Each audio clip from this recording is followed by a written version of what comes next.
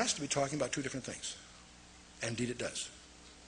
The second coming of Christ in the broad sense comes in two phases. Once for the church, once for Israel. Once for the church to fulfill his promises to his bride.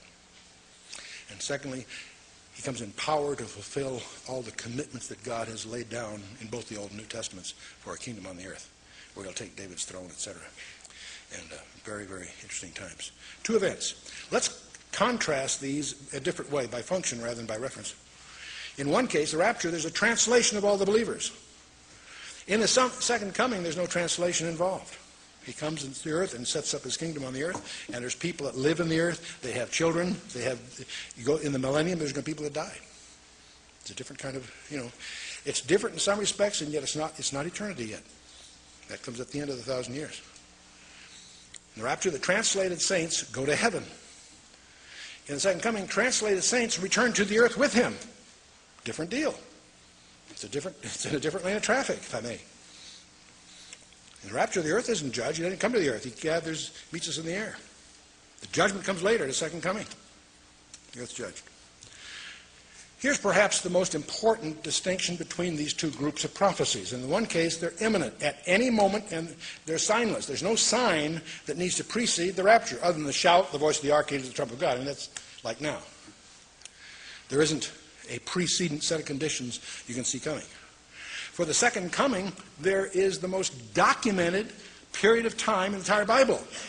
A 7-year history that has more information about it than any other period of time in the Bible. It precedes the second coming. If that starts, you can almost set the date. In fact, there's a mid-course correction. Make sure you're on track. They say the rapture is not in the Old Testament. I don't happen to believe that. I'll show you why. But that's the standard dictum. And of course, second coming is all predicted throughout the Old Testament. Rapture is the believers only. Second coming affects all men on earth. The rapture occurs before the day of wrath, as is so promised.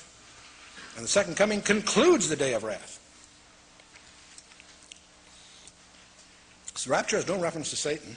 He's not a player. In fact, his whole thing, I think, is geared to get him by surprise. Second coming, Satan's bound. When the rapture occurs, that's like a starting gun for Satan, because he knows he's got only a little time. That's part of the game that's going on. The rapture, Jesus comes for his own. Second coming, he comes with his own. That's what the references say in many places. Rapture comes in the air. The second coming comes to the earth. Rapture, he claims his bride. Second coming, he comes with his bride.